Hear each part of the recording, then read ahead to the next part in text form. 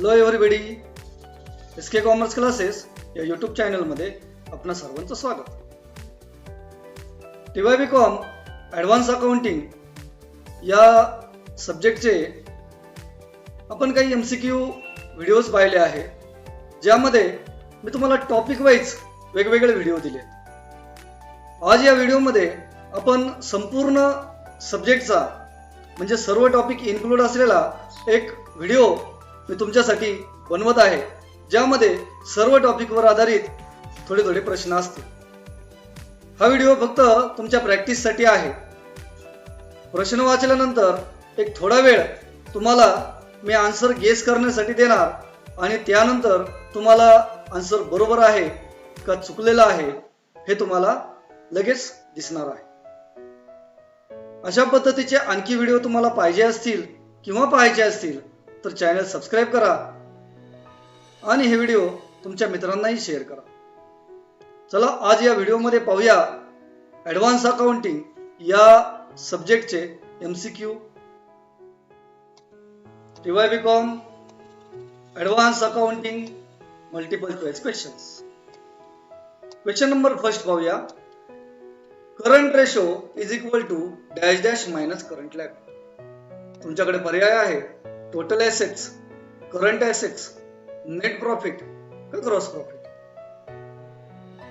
Current ratio is equal to what minus current liability. Okay, correct answer आहे current assets.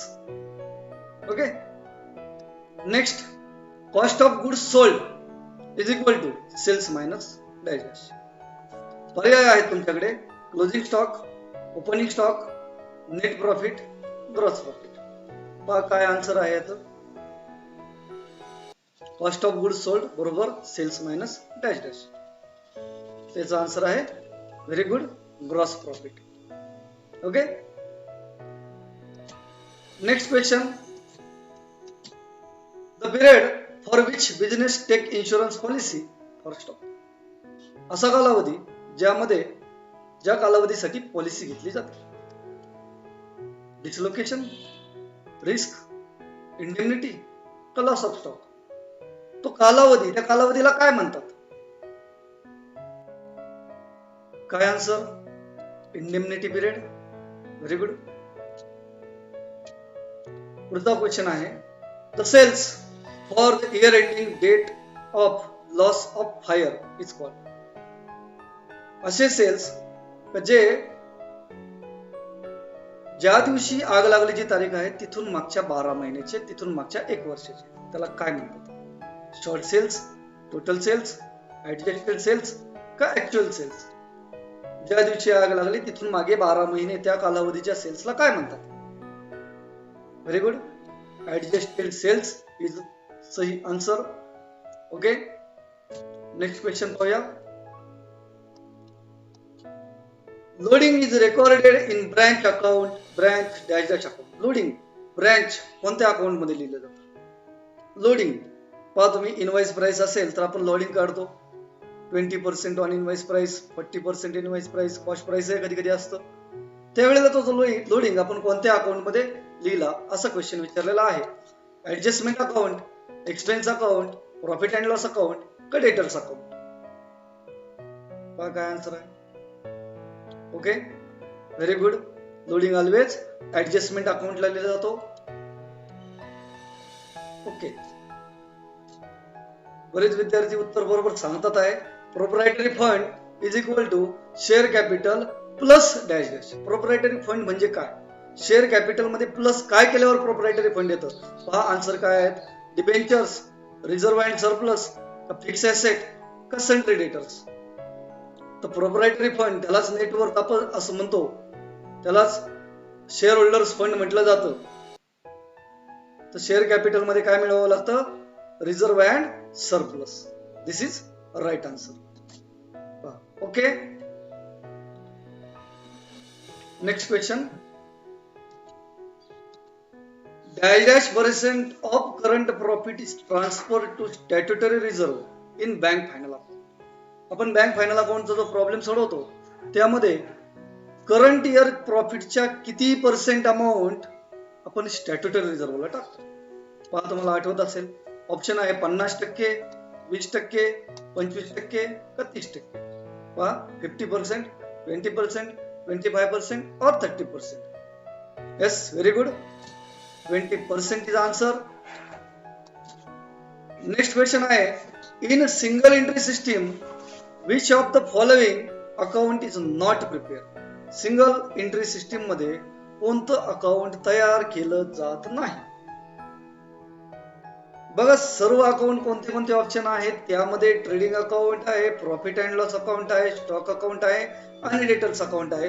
तर single entry मध्ये कोणतं account तयार करत नाही? जरा विचार करून पहा. Okay, very good. Stock account आपण तयार करत नाही. ओके, ठीक आहे. Next question, which of the following account is not type of insurance policy? कोणत्या प्रकारची इन्शुरन्स पॉलिसी नसते? जे काही टाइप्स आहे इन्शुरन्स पॉलिसीचे तुम्हाला माहित आहे, 3 टाइप आहेत. इथं पर्याय 4 आहे, म्हणजे कोणतं उत्तर नाही. Loss of profit, loss of fix asset, loss of stock आणि लॉस ऑफ कॅपिटल. यामध्ये कोणती इन्शुरन्सची मेथड नाही? ओके, बघा, very good. Loss of capital is correct answer. Loss of capital he insurance पॉलिसीची मेथड नाही.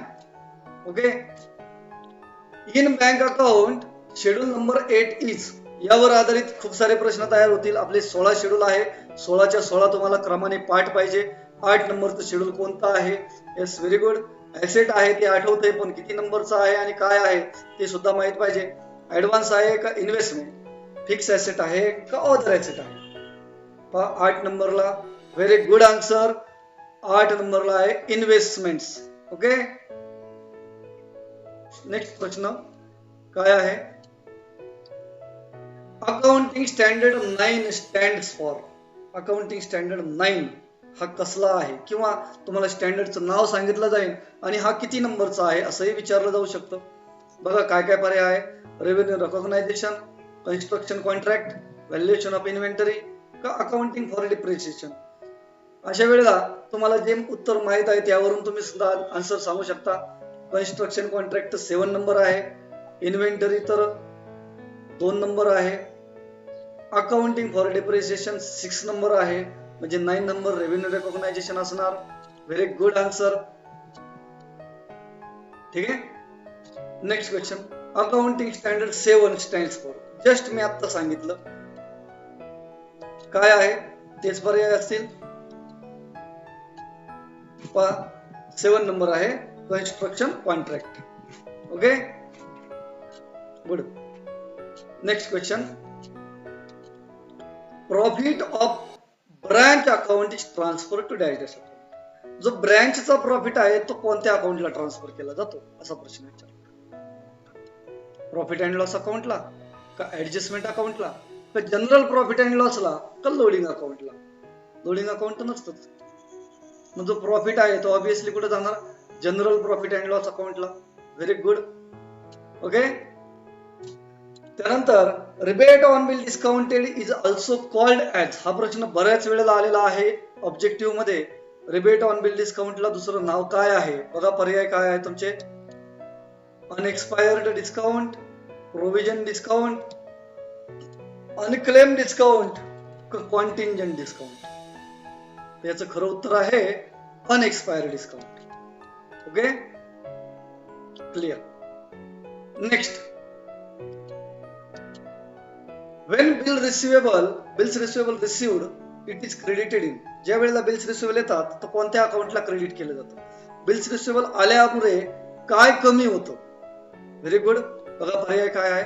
Profit and loss, bills receivable, sundry debtors का bills payable. मित्रांनो, ज्या वेळेला आपल्याकडे बिल्स रिसिवेबल येतात त्यावेळेला बिल्स रिसिवेबल वाढतात आणि डेटर्स कमी होतात, म्हणजे ऑब्विसली क्रेडिट होणाऱ्या डेटर्स अकाउंटला. यस, डेटर इज आन्सर. नेक्स्ट क्वेश्चन आहे, the standard current ratio is. जो करंट रेशो असतो ज्यामध्ये करंट ऍसेट भागिले करंट लायबिलिटी केलं जातं त्याचं स्टँडर्ड काय आहे? स्टँडर्ड प्रमाण काय आहे? ठीक आहे, तो पाहूया आपण.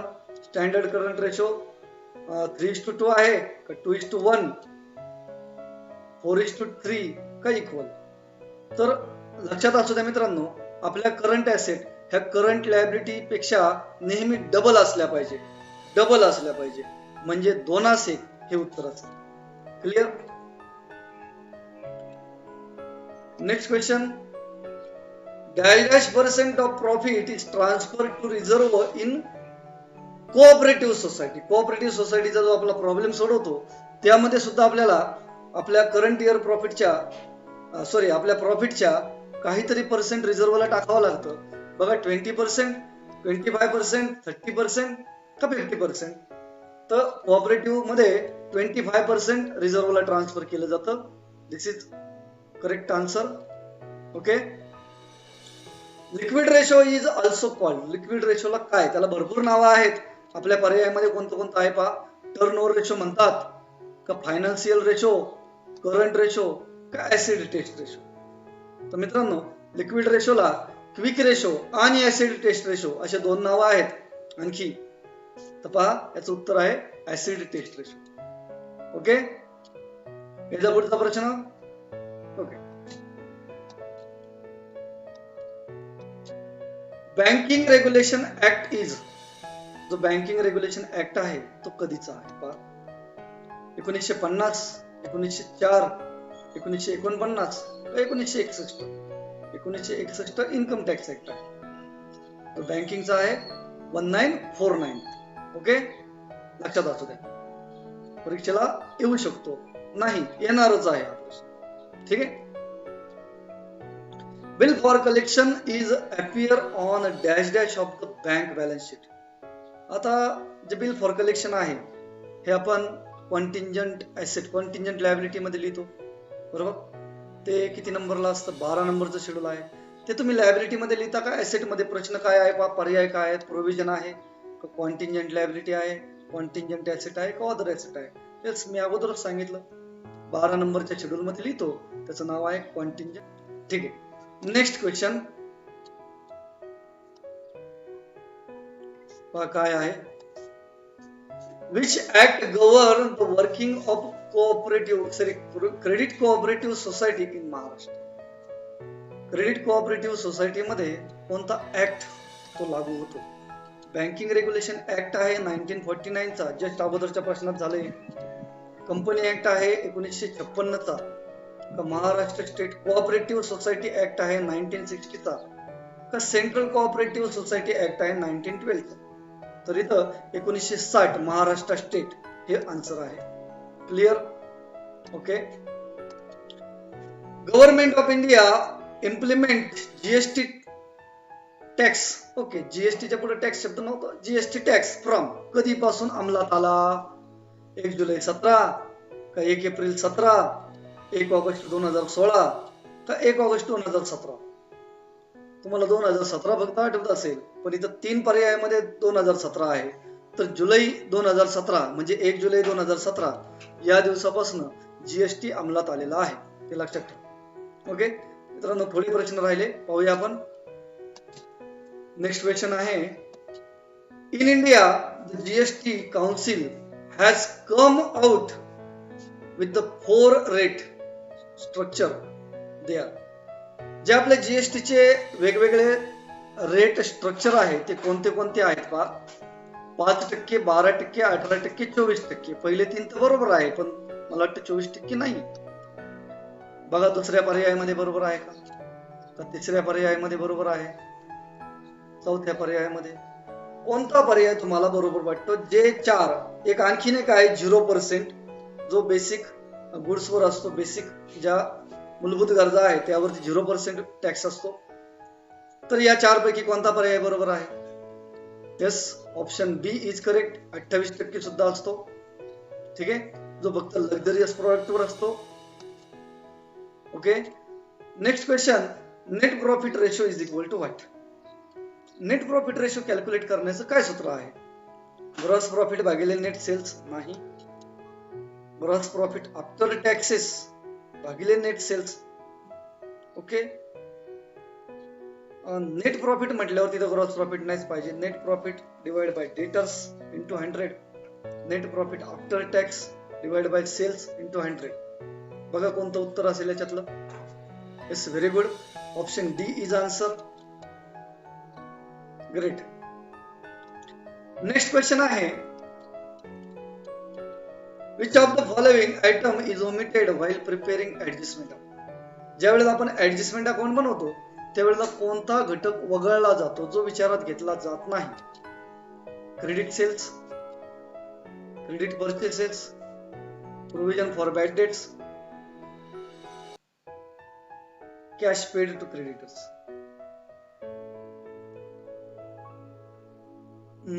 ऍडजस्टमेंट अकाउंट म्हणजे ब्रँच अकाउंटचा प्रश्न आहे हा. व्हाईल प्रिपेअरिंग ऍडजस्टमेंट, ब्रँच शब्द पाहिजे होता मित्रांनो. Credit sales, credit purchase, cash paid to creditors. Branch account मध्ये प्रोव्हिजन फॉर बॅड डेट्स लिहिले जात नाही. थोडी मिस्टेक आहे या प्रश्नामध्ये, तिथे ब्रँच शब्दाचा उल्लेख झालेला नाही. ठीक आहे, हरकत नाही. Okay. Share capital plus reserve and surplus is equal to what? अरे हा प्रश्न अगोदरही झाला. शेअर कॅपिटल आणि रिझर्व अँड सरप्लस याच्या बेरजेला काय म्हणतात? प्रोप्रायटरी फंड म्हणतात का कॅपिटल एम्प्लॉयड, वर्किंग कॅपिटल का current ratio? It's very good. Proprietary fund is answer. Next, the main place of business is called. जी बिझनेसची मेन प्लेस असते त्याला काय म्हणतात? फॉरेन ब्रँच म्हणतात का होलसेल बिझनेस म्हणतात का ब्रँच म्हणतात का हेड ऑफिस म्हणतात? इट्स मेन प्लेस आहे म्हणजे हेड ऑफिस उत्तर असणार. Very good. आन्सर शो नाही केलेलं. ओके आहे, head office is answer. Next question आहे, current asset minus current liability is equal to what? Current asset आणि करंट लायबिलिटी याला काय म्हणतात? त्याचं जे आन्सर आहे प्रोप्रायटरी फंड का कॅपिटल अकाउंट का वर्किंग कॅपिटल का करंट रेशो? मित्रांनो या दोघांच्या वजाबाकीला काय म्हटलं जातं? Working capital. लक्षात असू. ठीक आहे, okay. Next question, stock turnover ratio is equal to dash dash. Stock turnover ratio म्हणजे काय? Total cost divide by average stock? नाही. Cost of goods sold divide by average stock. Okay. Average stock गुणिले 2 total cells हे संबंध. Stock turnover ratio काढायचं सूत्र आहे option B. Clear. Next question काय आहे? Creditor turnover ratio is equal to dash dash. क्रेडिटर्सचा टर्नओव्हर रेशो आहे त्याला काय म्हणतात? त्याचं सूत्र काय आहे? बघूया. Credit cells. क्रेडिटर शोधताना सेल्सचा काही संबंधच नाही म्हणजे ए उत्तर असू शकत नाही. Credit purchase divide by bills receivable. Purchase बरोबर आहे पण रिसिवेबल नव्हते पाहिजे. क्रेडिट सेल्स, सेल्स आहे म्हणजे उत्तर नाहीच. क्रेडिट परचेस भागिले bills payable. Yes, it might be answer. No, sure this is answer. Option D is answer. Okay. Credit purchases is answer. Okay. मित्रांनो तुम्हाला हा व्हिडिओ आवडला असेल तर नक्की लाईक करा आणि तुम्ही या चॅनलवर नवीन असाल तर चॅनल सबस्क्राईब करा. हे व्हिडिओ तुमच्या मित्रांनाही शेअर करा. सर्वांना याचा फायदा होईल, तुम्हाला अभ्यासात हेल्प व्हावी म्हणून मी हे व्हिडिओ बनवण्याचा माझा उद्देश आहे. Thank you very much for watching this video. Good bye. Best luck for exam.